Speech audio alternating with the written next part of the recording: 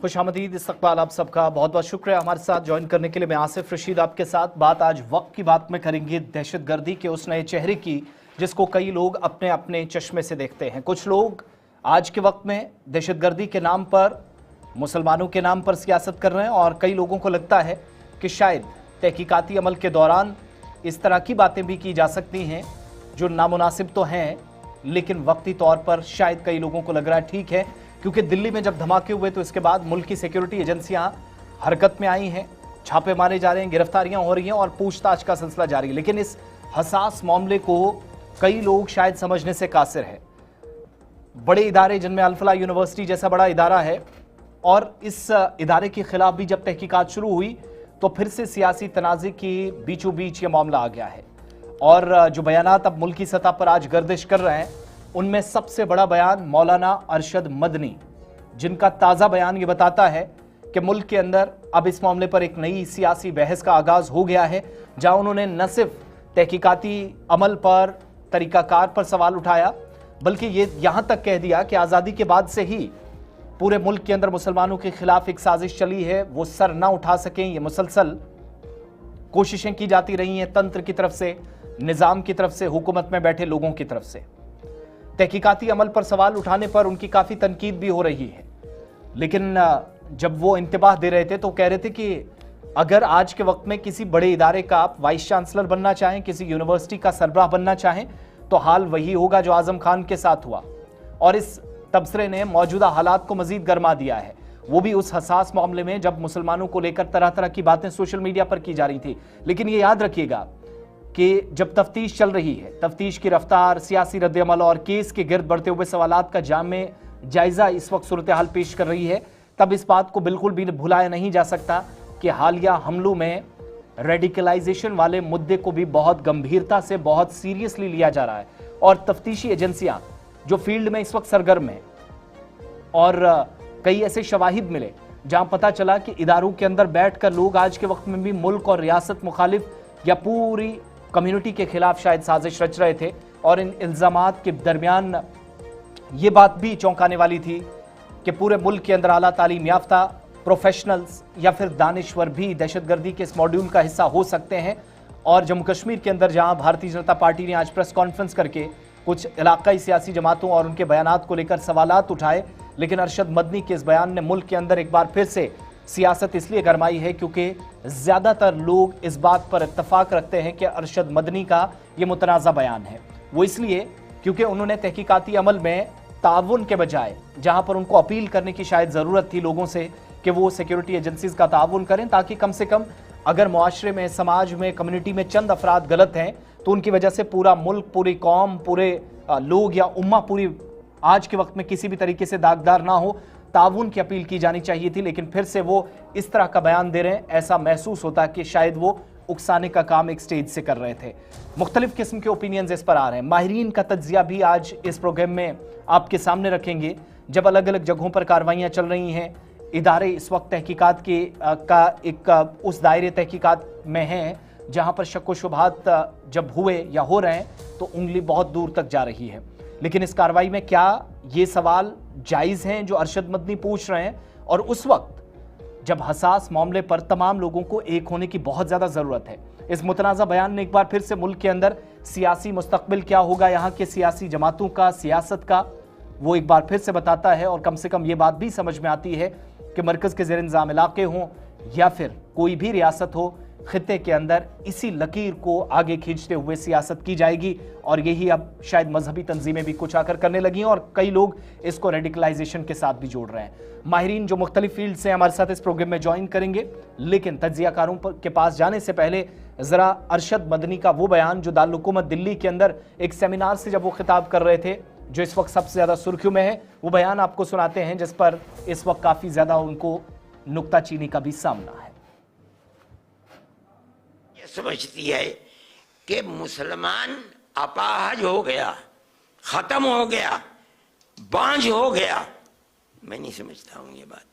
क्या बात है कि आज दुनिया का मुसलमान, एक आदमी न्यूयॉर्क का मेयर बन सकता है, ममदानी लंदन के अंदर मेयर बन सकता है, एक खान हिंदुस्तान के अंदर किसी मुस्लिम यूनिवर्सिटी का कोई आदमी वाइस चांसलर नहीं बन सकता, और अगर बनेगा तो आजम खां की तरह जेल के अंदर जाएगा, इकबाल की तरह औलाद जेल में डाल दी जाएगी। आज देख लीजिए अल-फलाह का क्या हो रहा है,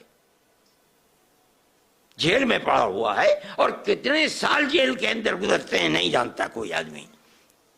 कौम, गवर्नमेंट मुल्क की आजादी के बाद इस पर लगी हुई है कि मुसलमान को सर नहीं उठाने देना है। आज उसका नतीजा है कि लोग ये कहते हैं कि मुसलमान के अंदर लीडर चाह रहे। क्या कहते हो तुम? मुसलमान कौम कोई बांझ थोड़ी है, अगर नहीं थी तो वहां कैसे बन गए? यहां किसी यूनिवर्सिटी का वाइस चांसलर नहीं बन सकता आदमी। मैं ये कहता हूं, अफराद थे, बनाना चाहते थे, बना दिया उन्होंने, खड़ा कर दिया। आज अफराद बनाने वाले लोग नहीं रह गए, हौसले पस्त कर दिए गए।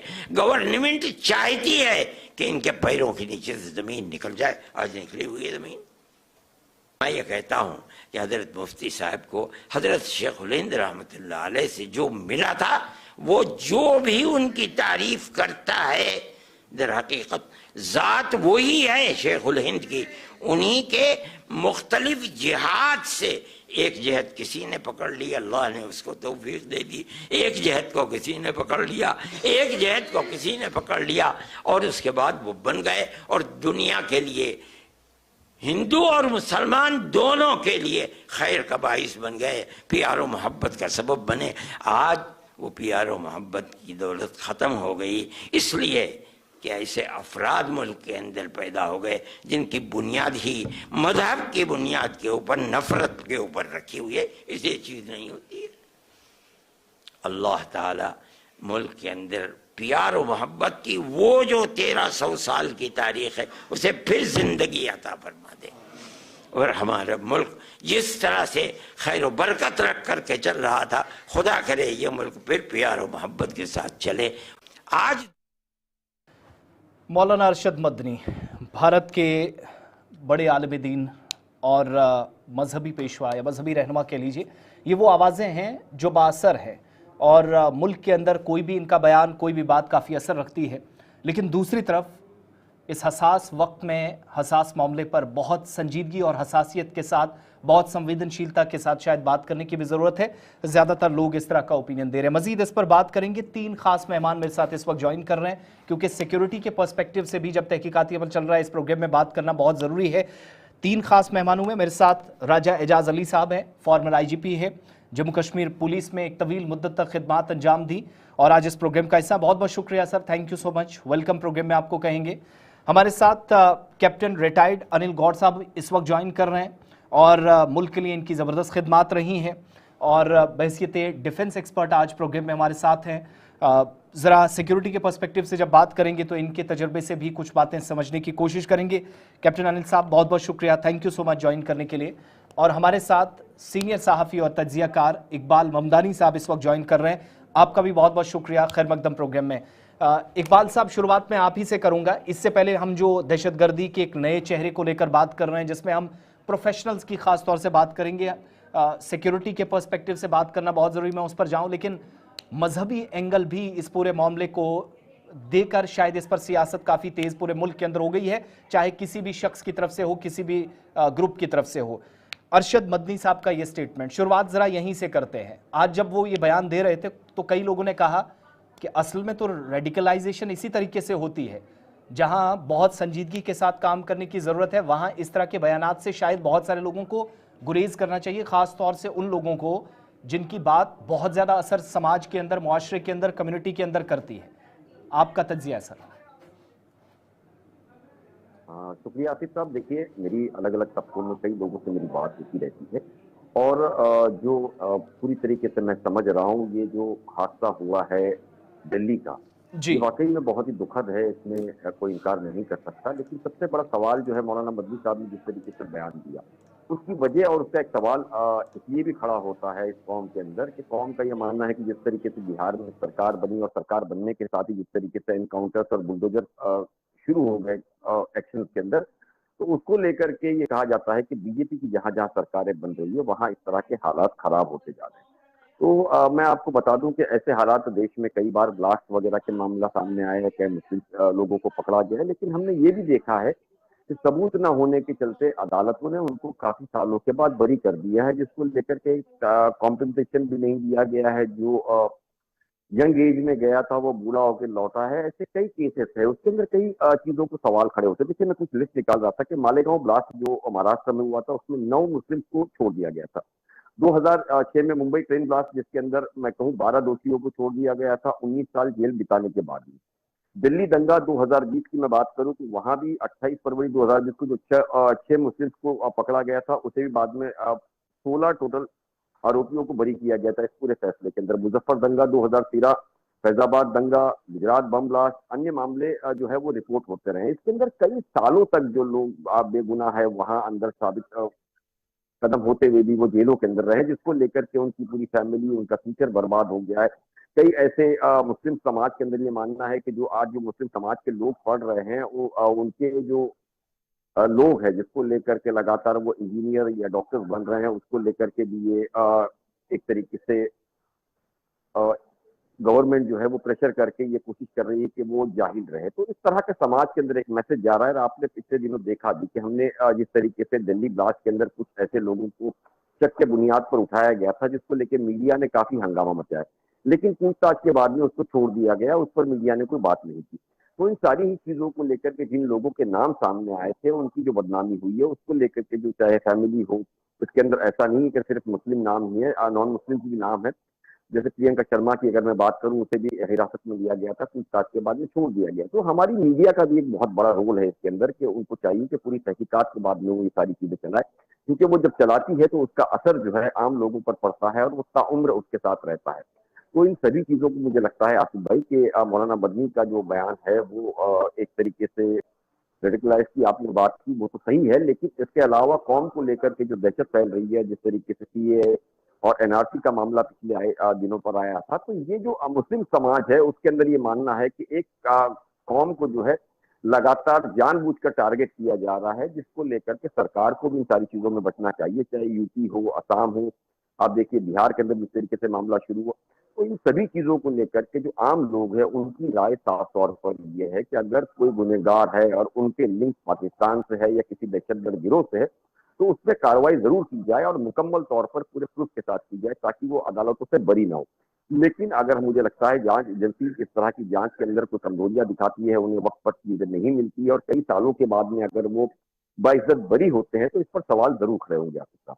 ठीक है, राजा एजाज अली साहब, अरशद मदनी साहब जो कह रहे हैं मौजूदा तनाजुर में आप उसको कैसे देख रहे हैं, उस पर भी जरा रद्दमल दीजिएगा। प्लस सिक्योरिटी के पर्सपेक्टिव से ये जो नए चैलेंजेस इस वक्त सिक्योरिटी एजेंसीज के सामने, मुल्क के सामने खड़े हो गए हैं, इनका मौसर हल क्या है आपकी नजर में?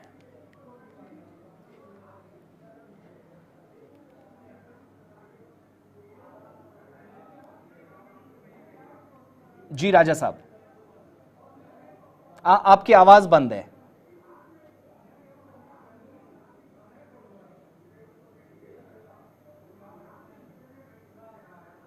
राजा साहब आप जी मेरी आवाज आ रही है? जी कंटिन्यू करें आप।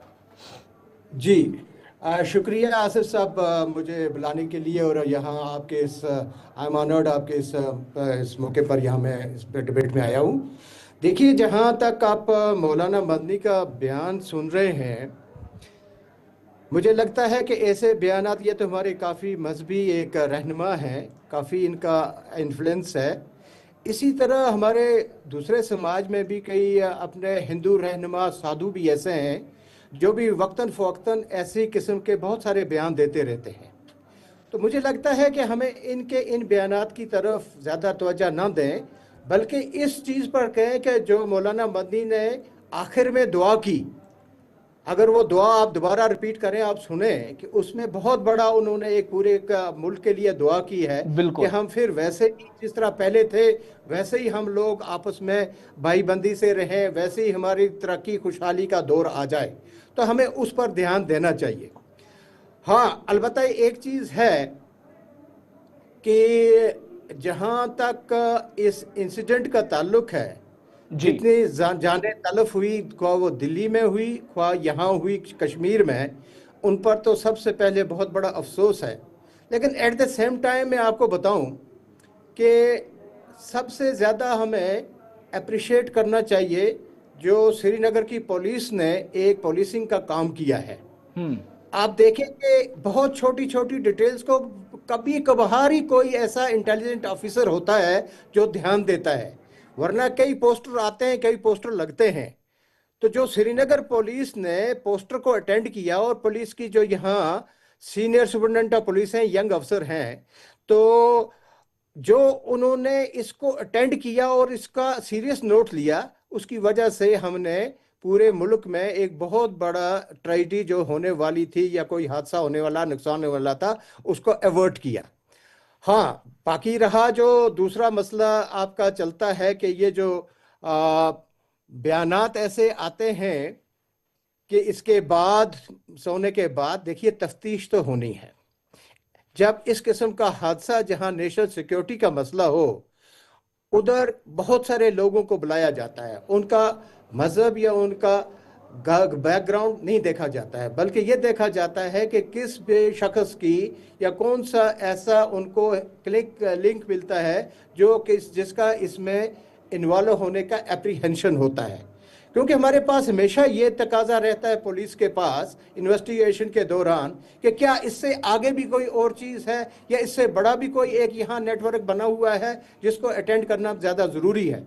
तो उस तफ्तीश के दौरान ना हमें ओहदों पर जाना चाहिए कि कोई वीसी है या कोई प्रोफेसर है या क्या है। हम मालूम है कि हमारे यहाँ जो ये टेररिस्ट लोग होता है या जो रेडिकलाइज्ड आदमी है, ये किसी मज़हब का आदमी नहीं रहता है। अब हम भूल जाते हैं कि यहाँ हमारे यहाँ इन्हीं लोगों ने, टेररिस्ट ने, हमारे डॉक्टर जलाल जो हार्ट स्पेशलिस्ट थे, वन ऑफ द बेस्ट, या डॉक्टर गोरू जो यहाँ हार्ट सर्जन थे, वन ऑफ द बेस्ट, उनको भी मारा गया, उनको भी इन्हीं लोगों ने मारा। हमारे बड़े बड़े जो यहाँ दीनी रहनुमा थे, जिनमें मौलाना फारूक थे, जिनमें साउथ कश्मीर के आपके मीरवाइज थे, इन लोगों को भी इन्हीं लोगों ने हिट किया। तो इसलिए ये ज़रूरी है कि कौन कौन से लोग जो हैं उनको ज़ेर तफ्तीश लाया जाए और हमें बतौर कौम किसी को इंडिविजुअली इस पर रिएक्ट नहीं करना चाहिए, बल्कि बतौर सिटीजन ऑफ द कंट्री ये देखना चाहिए कि कौन सी जगह पर हमें इन्वेस्टिगेट करना चाहिए, किस तरीके से करना चाहिए। और आजकल आप जानते हैं कि हमारे इन्वेस्टिगेशन में बहुत ज़्यादा टेक्निकल ये सपोर्ट रहता है, और वो टेक्निकल सपोर्ट हम किसी भी जो ऐसी चीज़ है, ना वो मज़हब जानता है और ना वो दीन जानता है। टेक्निकल सपोर्ट जो है टेक्निकल सपोर्ट है, और वो हर जगह को ऐसे पॉइंटर और उधर हमें वो डाइवर्ट करता है जहाँ भी हमें कोई शुबा या कोई ऐसी चीज़ नज़र आए। मुझे लगता है कि हमारी पुलिस को, हमारी एजेंसीज को जिस तरीके से वो इन्वेस्टिगेट कर रहे हैं, एनआईए कर रही है, हमारी डिस्ट्रिक्ट पुलिस उसको असिस्ट कर रही है, उनको हमें इनकरेज करना चाहिए, उनको असिस्ट करना चाहिए। और हर एक हमारे शहरी का फ़र्ज़ है असिस्ट करना, ताकि हकीकत निकले, और इसमें कोई ज़ातियात को या किसी भी जज्बात को इन्वॉल्व नहीं करना चाहिए, because national security is Paramount, और वो ज़्यादा इंपॉर्टेंट है बाकी किसी चीज़ से। सहयोग या ताउन की ज़रूरत है। अनिल गौर साहब, क्या ये बहुत मुश्किल इसलिए है? पहले तो हम मिलिटेंसी या टेररिज्म को लेकर खुले तौर पर बात करते थे कि शायद कोई भी नौजवान आया या पकड़ा गया या मारा गया या कहीं कार्रवाई कर गया। अब हाईली प्रोफेशनल्स और डिफरेंट फील्ड्स में, अभी तो पता नहीं कि इन्वेस्टिगेशन के दौरान कितने लोग और किस किस फील्ड के सामने आएंगे, लेकिन मेडिकल फील्ड से बहुत सारे लोग जो पकड़े गए, पूरी कम्युनिटी को उसके बाद बदनाम करने की कोशिशें सोशल मीडिया पर कई लोगों ने की, उस पर भी पुलिस ने बड़ा ज़बरदस्त क्रैकडाउन चलाया। क्या ये ओवरऑल चैलेंज किस तरीके से आप देख रहे हैं उस वक्त जब डिफरेंट बड़े इंस्टीट्यूशंस के अंदर, किसी भी स्टेट, किसी भी यूटी के अंदर नौजवान पढ़ रहे हैं और अचानक से इस तरह के लिंक या बड़े मॉड्यूल के साथ उनका कोई लेना देना है, ये खबर सबके सामने आती है?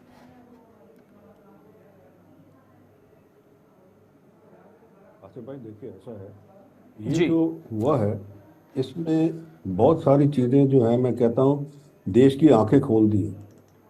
और सबसे पहले तो ये है कि सबको, और मैं ख़ास तौर से अब मदनी साहब जैसे बयान दे रहे हैं, उनको भी अपने गिरफ्तार में जान के देखना चाहिए क्यों उनके एजुकेटेड लोग जो हैं, एक डॉक्टर जो है जो कसम खाता है कि मैं लोगों की जो है उनकी सेहत उनको ठीक ठाक करूंगा, उनके लिए सारा कुछ करूंगा, वो एक जिहादी बन जाता है, वो उसके बारे में उन्होंने कुछ नहीं कहा। ये सबसे बड़ी बात है। पहले आप ये तो देखिए क्यों वो बना है जिहादी। ये इसके अंदर जाना बहुत जरूरी है कि जो पढ़े लिखे लोग हैं, पहले तो हम कहते थे ठीक है जी वो अनपढ़ लोग हैं जी, उसको पावर्टी है जी, उसको वो उसके घर में खाने के लिए नहीं था तो उसने बंदूक उठा दी। पर ये तो 4-4 लाख की सैलरी ले रहे हैं लोग, इतनी देर पढ़ के बाद 4 साल उसने एमबीबीएस किया, उसके बाद किया और उसके बाद वो बना है। और वो देखिए गुजरात में जो पकड़ा है डॉक्टर, उसने एमबीबीएस किसमें की? टॉक्सोलॉजी में, और वो सबसे दुनिया का सबसे खतरनाक पॉइजन बनाने में लगा हुआ था। तो आप ये बताइए, ये तो इसका तो कोई बात करता नहीं ना इसके बारे में कि ये क्यों जा रहे हैं उधर। चीज ये देखने वाली है सिक्योरिटी एजेंसीज के लिए, पुलिस के लिए सबसे बड़ी जो आज चुनौती ये बन गई है कि वो किसको कहे कि ये जी इसमें इन्वॉल्व नहीं है और किसको कहे ये इन्वॉल्व है। क्योंकि पहले तो था सॉफ्टवेयर इंजीनियर थे, मैकेनिकल इंजीनियर, कोई केमिकल, जो ये दूसरा सिविल इंजीनियर्स वगैरह इन्वॉल्व थे। आज तो ये डॉक्टर्स भी आ गए हैं इसके अंदर। और जिस तरीके से ये प्लानिंग करके कर रहे थे, ये आज के नहीं है। आप वो देखिए, वो जो पैरामिड जो मौलवी बन गए हैं, क्या नाम है उनका, वो जो उनके ग्रुप जो उन्होंने बनाया था, ठीक है नहीं, उस ग्रुप के अंदर, उस ग्रुप का नाम क्या रखा था उसने? पहले तो उसके अंदर 312 जो लोग हैं, 312 डॉक्टर्स हैं उस ग्रुप के अंदर, और उस ग्रुप का नाम क्या रखा उन्होंने? ये सबसे चौंकाने वाली बात है। उसका नाम उन्होंने रखा कि, मैं आपको पढ़ के सुनाता हूं, ये उसका नाम उन्होंने रखा है उस ग्रुप का,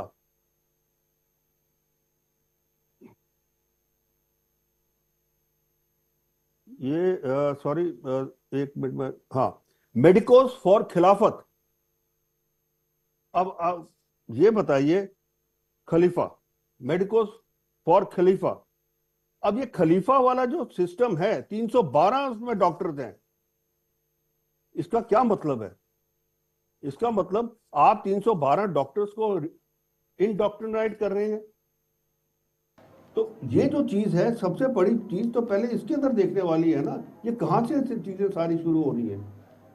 आप ऊपर से जो भी इन्वेस्टिगेशन करेंगे, ये तो मैं कहता हूं कि जो जैसे कि राजा साहब ने कहा, पुलिसिंग जो एक्चुअल पुलिसिंग है, ये पहली बार इतनी अच्छी तरीके से इन्होंने की है।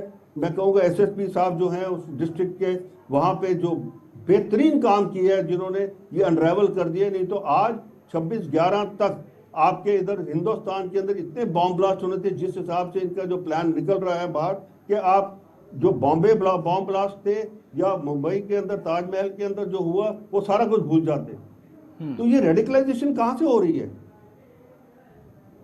अब मदनी साहब ने, जो जर्नलिस्ट साहब है, उन्होंने कहा देखिए जी ये इतने साल वो अंदर रहे, जेल में रहते हैं लोग, तो वो भाई वो सिक्योरिटी वालों की थोड़ा, वो तो जुडिशरी का काम है। सिक्योरिटी पुलिस ने तो उसको अरेस्ट करके दे दिया है उधर, उसके खिलाफ केस फाइल हो गया है। अब ये जुडिशरी ने देखना कि भाई कितनी देर में उसको करना है, जुडिशरी ने देखना। इसी तरीके से कर्नल पुरोहित थे अंदर, एक सर्विंग आर्मी ऑफिसर अंदर थे, बताइए मेरे को, और फिर वो बरी होकर बाहर आ गए। अब अनिल गौड़ साहब, अल्टीमेटली इसका हम ना सुपरफिशियल, मैं एक मिनट मेरे को कंप्लीट करने दीजिए आशिफ साहब। जी हम सुपरफिशियल बातों में लग जाते हैं, असली मुद्दा जो है उसके अंदर नहीं हम जाते। ये रेडिकलाइजेशन कहां से शुरू हो रही है? असली मुद्दा वो है, इसके लिए सोचना चाहिए। आप देखिए, आपके इधर यहाँ पे जैसे आप कहते हैं कि जो सोशल मीडिया में जो है बहुत कुछ आया है, मुसलमानों को बदनाम कर रहे हैं, ये कर रहे हैं। आप मेरे को बताइए, एक रिलीजियस प्रोसेशन निकलता है एक स्टेट के अंदर, उसके ऊपर पत्थर क्यों मारे जाते हैं? ये किसी ने बात की? और एक स्टेट में नहीं, कई स्टेटों में हो रहा है ये। तो ये बातें जो हैं, ये चीज है, this is the root cause. Root cause ये नहीं है कि किसी ने बयान दे दिया ऊपर से, तो ये उसका रूट कॉज ये है, उनकी रेडिकलाइजेशन कहां से हो रही है। You have to go to the root cause. Security forces तो काम करेंगे। अब देखिए 312 डॉक्टर अगर उस लिस्ट में हैं, उनकी शनाख्त होगी, उनसे पूछताछ होगी, सारा कुछ होगा। जो जो उनके मोबाइल से निकलेंगे, जो जैसे चलता है, जो इन्वेस्टिगेशन चलती है वो चलेगी, हर एक का पूछताछ होगी। तब सबसे पहले पॉलिटिशियन ने शोर मचाना शुरू कर देना, देखिए जी इनोसेंट्स को क्यों आप इनको तंग कर रहे हैं। अरे भाई, जिसका नाम पता लगा किसी सिक्योरिटी एजेंसी में, तो वो तो उसको तो कार्रवाई करेंगे ना उसके खिलाफ। जब मनी ट्रेल जो है, जैसे वो डॉक्टर है जो हरियाणा की डॉक्टर अनंतनाग में, वहां उसने 8 लाख रुपया दिया उमर को, तो मनी ट्रेल तो वहां से कनेक्ट हुई ना वो। तो ये सारी जब कड़ियां जोड़ेंगे तो ये तो सोचने वाली बात है कि कोई पुलिस वाला या कोई इन्वेस्टिगेशन ऑफिसर जो है वो कोई ऐसा तो नहीं कर रहा कि एक जी शक्ल उसको अनिल गौर की अच्छी नहीं लगी तो उसको पकड़ के अंदर कर दिया उसने। ठीक है। अब मेरा कहीं नाम आएगा, कोई चीज के साथ कनेक्ट होगा तो वही जाएगा ना अंदर। और फिर बाकी है जुडिशरी का काम। आपने अरेस्ट करके उसको जुडिशरी को दे दिया, फिर जुडिशरी केस करे। अब जुडिशरी उसको जो है फास्ट ट्रैक कोर्ट की जगह उसको चलने दे केस को, फिर उसके बाद में वो बरी हो जो, तो वो जिंदगी तो चाहे वो मैं कहूँगा जो भी है, चाहे वो सिविल केस में है, चाहे इसमें है, चाहे किसी केस में है, उसकी जिंदगी तो बर्बाद होगी ना। ठीक है ये सर, चीज है। ठीक है। हमें इन सवालों का जवाब लेना है कि ये क्यों रेडिकलाइजेशन हो रही है, कैसे हो रही है, और कौन कर रहा है इसको रेडिकलाइजेशन। ठीक है, इकबाल, जो ऑपरेशन तोपैक जो जनरल जियाउल हक ने शुरू किया था, उसका तो खात्मा हो गया है कश्मीर घाटी के अंदर। ठीक है इकबाल ममदानी साहब, क्या बहैसियत मुआशरा एक मुहासबा करने की, एक रिव्यू करने की बहुत ज़्यादा ज़रूरत है इस बात पर कि जहां जहां गलतियां होती हैं वहां पर काम बहुत संजीदगी के साथ करने की ज़रूरत है? नंबर 1। नंबर 2, क्या एक चीज़ बार बार कही जाती है कि मुल्क के हालात, सियासी जमातें, सरकार की पॉलिसीज़ और सियासी जमातों के जो लीडरान हैं उनकी बयानबाजी इसके लिए, इस तरह के माहौल के लिए जिम्मेदार ठहराई जाती है। ये बात किस हद तक दुरुस्त है?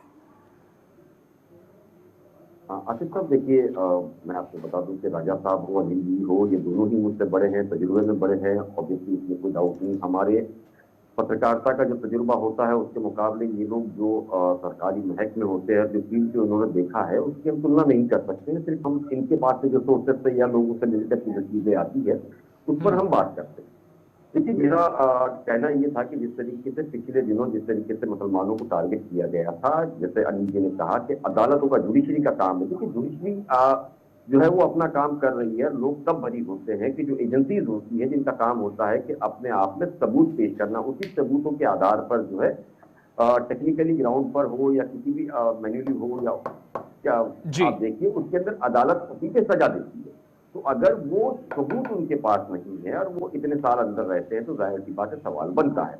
जैसे राजा साहब ने कहा कि आज के दौर के अंदर टेक्निकली एविडेंस बहुत मायना रखता है, तो उन सारी चीजों को लेकर के वो तो एजेंसीज का काम है जो इस पूरे केस को इन्वेस्टिगेशन कर रही है, उसका काम है इन सारी चीजों को लेकर के जमा करना।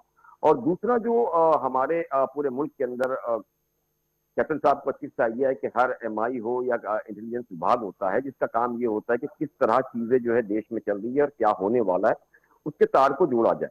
तो एक तरीके से आज तक सारी चीजें ये होती थी कि ये ब्लास्ट जो है हुआ है उसकी जिम्मेदारी कौन लेगा, लेकिन पहली बार मैं देख रहा हूं कि ये कहा जाता है कि इससे बड़ा ब्लास्ट होना था लेकिन वो बचा दिया गया।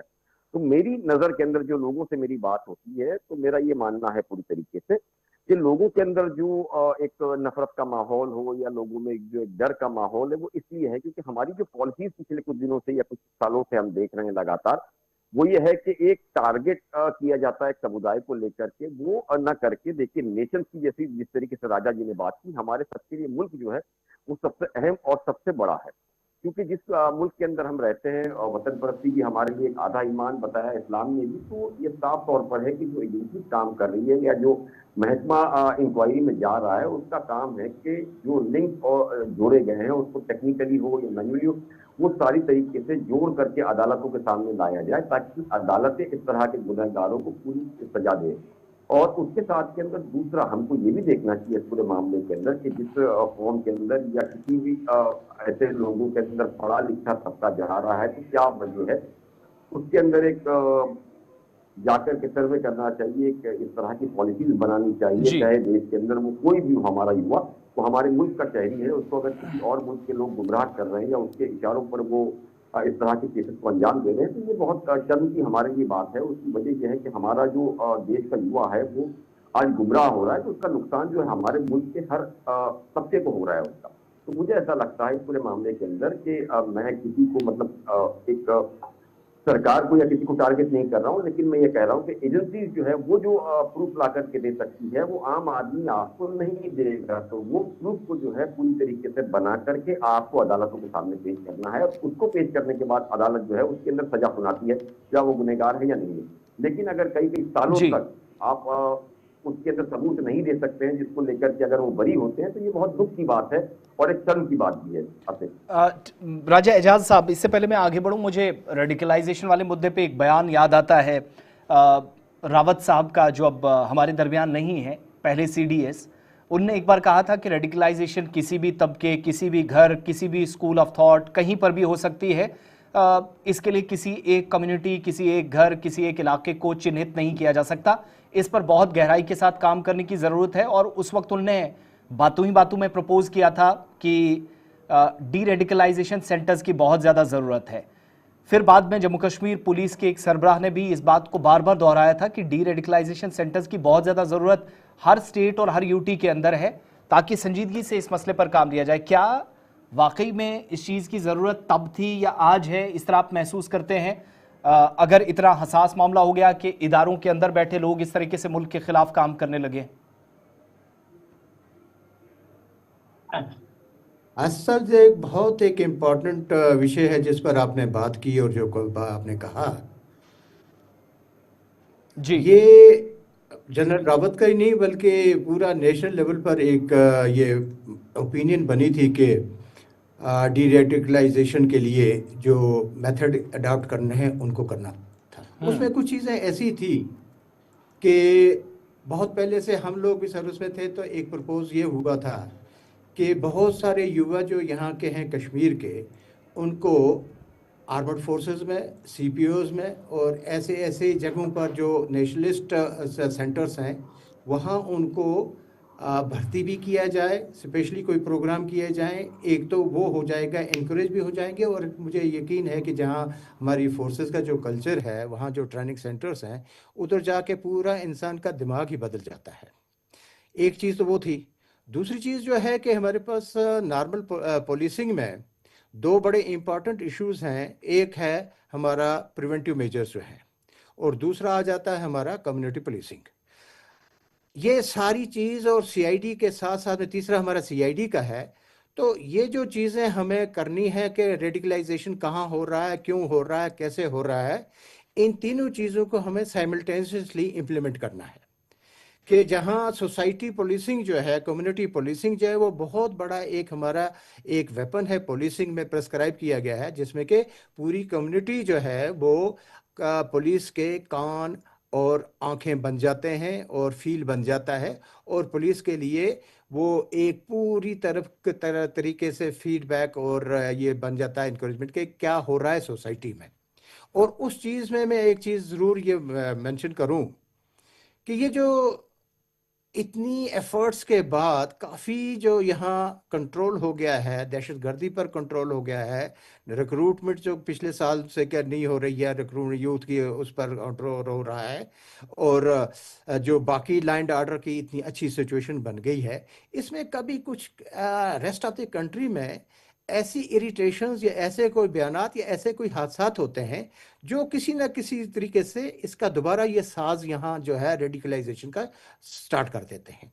तो मेरे ख्याल में हमें एज ए जो कम्युनिटी पुलिसिंग की बात है या पूरी कम्युनिटी की बात है, नेशनल का इसमें इंटरेस्ट में, उस पर भी गवर्नमेंट ऑफ इंडिया को, उसमें भी हमारी जो एजेंसीज हैं उनको एहतियात करनी चाहिए। उसमें हमारा कम्युनिटी मिलकर, लोग मिलकर, एक सबसे बड़ी जो है सिविल सोसाइटी मिलकर उसको कंट्रोल कर सकती है कि इस किस्म की कोई इरिटेशन या ऐसे स्टेटमेंट्स या बातें भी ना हों कि जो हो सकता है सारे लोग बड़े मैच्योर नहीं होते हैं जो इस चीज़ को अप्रिशिएट कर सकें कि बात करने से या एक हादसा होने से क्या होता है।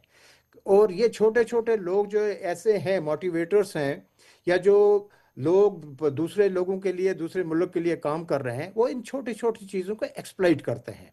तो हमें हमेशा इसमें भी एहतियात करनी चाहिए। और दूसरा जो प्रिवेंटिव पुलिसिंग का मसला है, वो मैं ये ज़रूर कहूँगा कि जिसका एक सबूत हमारी पुलिसिंग ने यहाँ दे दिया कि श्रीनगर पुलिस ने कि भाई प्रिवेंटिव मेजर्स पर वो अलर्ट थे कि जो ही उन्होंने एक इश्तिहार देखा तो उसको ट्रैक किया और इसको सॉल्व किया और बड़े बड़े इंसिडेंट को होने से बचाया। इसी तरह जो अभी मेरे फ्रेंड कैप्टन साहब कह रहे थे कि कोई प्रोसेशन जाते हैं, कहाँ जाते हैं, पथराव होते हैं, ये जो है प्रिवेंटिव पुलिसिंग है। पुलिस का करेक्टिव या उनका जो एनफोर्समेंट है वो बाद में आता है, लेकिन बेसिक करेक्टर पुलिस का जो है वो प्रिवेंटिव मेजर है। पुलिस अगर अपना काम हर एरिया में प्रॉपरली करे, वो प्रिवेंटिव मेजर वहां का डिस्ट्रिक्ट और एसएचओ ले, तो कोई मजाएगा नहीं कि ना वहां से वो जुलूस गुजरेगा और ना वहां से कोई पत्थर मार पाएगा जो एक इरिटेशन का सबब बाकी लोगों के लिए या बाकी मुल्क के लिए, बाकी जगह के लिए बन सके। तो preventive policing is very important. और कम्युनिटी को इन्वॉल्व करना, this is again a very important thing, community को इन्वॉल्व करके। और तीसरी चीज जो है वो ऑफ कोर्स आप उसको किसी भी सूरत में काम नहीं समझ सकते हैं कि सीआईडी जो है, इंटेलिजेंस जो है, इंटेलिजेंस का हमारे पास इस वक्त एक बेहतरीन सेटअप एजेंसीज हैं और बहुत ही कैपेबल लोग बैठे हुए हैं। तो मुझे लगता है कि उसका भरपूर इस्तेमाल जो है सारी फोर्सेस को और जहां पूरे एरिया से उनको करना चाहिए। और वही जो इंटेलिजेंस की रिपोर्ट है उस पर अच्छे प्रिवेंटिव मेजर्स भी लिए जा सकते हैं। इंटेलिजेंस की बात राजा एजाज साहब ने की। एक तो हम ये कह रहे हैं ना कि दहशतगर्दी का, आतंकवाद का एक चेहरा ये है कि आप किसी इंस्टीट्यूट में बैठे हैं, वहाँ से कोई काम कर रहे हैं, आप महसूस नहीं होने देते। लेकिन आज ही खबर आई कि 130 से ज़्यादा, नियर अबाउट 131 अभी भी टेररिस्ट JNK के अंदर मौजूद हैं, जिनमें 100 से ज़्यादा जिनका ताल्लुक पाकिस्तान से या किसी बाहर की किसी दूसरी कंट्री से और मेजरली पाकिस्तान से है। क्या लगता है कि ये वो जो हम बार बार कहते हैं कि फंडामेंटल्स जो ISI के सरहद पार बैठे लोगों के, उन तंजीमों के, उन ग्रुप्स के, उन संगठनों के हैं, वो सेम ही है, सिर्फ तरीकाकार बदला है? इसलिए इंस्टीट्यूशंस जहां पर ये सारी कार्रवाइयां या इन्वेस्टिगेशंस चल रही हैं, दूसरी तरफ बहुत ज़्यादा इस वक्त पहले के मुकाबले हिकमत अमली के साथ, रणनीति के साथ काम करने की ज़रूरत है, क्योंकि ख़तरा मुकम्मल तौर पर टला नहीं और पूरे रीजन को जंग में धकेलने की कोशिश अभी भी जारी है। देखिए, ऐसा है कि आपने अगर नोट किया हो कि पिछले मैंने अनिल साहब से सवाल किया था, शायद अनिल साहब आप तक आवाज, सॉरी प्लीज, कोई बात नहीं। मैंने पर आपने राजा साहब बोल रहे थे, आप उन्हीं के बाद में सवाल किया तो वो तो मैंने सोचा आप उनसे पूछ रहे हैं। जी अनिल साहब जी, मुझे पता है कंटिन्यूटी में मेरे सही आया सवाल, सॉरी जी। देखिए बात सही है आपकी। देखिए आप दोबारा रिपीट करेंगे जरा एक मिनट? सवाल ये था क्योंकि आज एक खबर भी आई, काफी ज्यादा इस वक्त भी गर्दिश कर रही है खबर कि 131 के आसपास टेररिस्ट एक्टिव हैं और सिक्योरिटी एजेंसीज ने, और उस खबर में इंपॉर्टेंट बात ये है कि लोकल रिक्रूटमेंट, जिस तरफ राजा साहब भी कह रहे थे कि एक कामयाबी है कि लोकल रिक्रूटमेंट कम हो गई है, रेडिकलाइजेशन ज़्यादा काम शायद उन लोगों के नहीं आए जो सरहद पार बैठे हैं, लेकिन पूरे रीजन को अभी भी जंग में धकेलने की कोशिश, तरीकाकार शायद बदला हो, कोशिश तो जारी है। अल्टीमेटली सॉल्यूशंस की तरफ जाना है, और क्या हिकमत अमली अब यहाँ से अपनाने की ज़रूरत है? देखिए आसिफ साहब, मैंने पहले भी कहा आपको, जो 90 के दशक में जो जियाउल हक ने ऑपरेशन टोपैक जो शुरू किया था, जिसके अंदर आर्म जो है इंसर्जेंसी जो कश्मीर घाटी के अंदर शुरू कराई थी, वो तकरीबन जो है वो सारी की सारी खत्म हो गई कश्मीर घाटी से। उसमें जो ये बचे हुए हैं, जो आप ये 131 के करीब कह रहे हैं, अभी 131 के करीब ये थे, उसमें से भी कुछ मारे गए हैं। तो मेरे जो अभी इंटेलिजेंस रिपोर्ट है तकरीबन 100 के करीब हैं, और वो सारे के सारे जो पहाड़ियां हमारी डोडा, किश्तवाड़ और ऊपर की पहाड़ियां हैं, उनमें जाके छुप गए हैं। इसलिए आप देखते हैं कि अब ऑपरेशन जो है कश्मीर घाटी से हटकर ये ऊपर चला गया है उधर। कुछ जो इन्फिल्ट्रेशन कोशिश कर रहे हैं अभी, ये वो आपके सामने आपके मीडिया में आ जाता है कि वो इन्फिल्ट्रेशन जो है उनकी विफल हो रही है, क्योंकि जिस तरीके से इन्होंने जो हमारे सिक्योरिटी फोर्सेज ने जो कदम उठाए हैं उसके तरफ से वो चेक हो रहे हैं कि वहाँ से इन्फिल्ट्रेशन बंद हो। पर ये जो चीज़ है, देखिए ये जो अभी दूसरी बात ये है, सोशल मीडिया, डार्क नेट जो है आपका, और आपके इनक्रिप्टेड ट्रांसमिशन जो है, वो बहुत एक, आज मैं कहूँगा आज की डेट में सबसे बड़ा डेंजर वो है। हमारे मुल्क के अंदर जिस हिसाब से जब कश्मीर घाटी के अंदर भी जब इंसर्जेंसी चल रही थी, तो सोशल मीडिया के ऊपर जब चेक लगाया तो फिर जाके ये कुछ चीजें संभली हैं। अभी भी सोशल मीडिया का पूरा जो कंट्रोल है वो अभी भी जो है उसके ऊपर एक नजर, बहुत पैनी नजर रखनी पड़ेगी। उसके अलावा चारा नहीं है, क्योंकि उसके अंदर आप देखिए कई ऐसे ग्रुप्स हैं। अब यही आपको जो मैंने बताया, ये जो मौलाना साहब थे, उनका जो ग्रुप बना 312 डॉक्टर उसके अंदर हैं, और वो टेलीग्राम। चलिए, राब्ता मुनक़ता हुआ है। राजा एजाज अली साहब, इकबाल ममदारी साहब और अनिल गौड़ साहब, थैंक यू सो मच, बहुत बहुत शुक्रिया, कीमती वक्त आपने दिया और हमारे साथ इस प्रोग्राम का हिस्सा बने। अपने जो तजुर्बात हैं उस एतबार से भी काफ़ी अहमियत इस प्रोग्राम की बढ़ जाती है, चूँकि जब हम बात करते हैं। लेकिन ओवरऑल ये है कि दहशतगर्दी के इस नए चेहरे को कैसे इसके ख़िलाफ़ कार्रवाई हो, और कई लोग इस तरह के बयानात देते हैं या मौक़िफ़ ज़ाहिर करते हैं कि बग़ैर मखसूस इदारों और अफराद तफ्तीश को मुतासिर करने की कोशिश भी होती है, जिसमें एक मखसूस तबके को टारगेट किया जाता है। ये इस तरह के बयानात आए।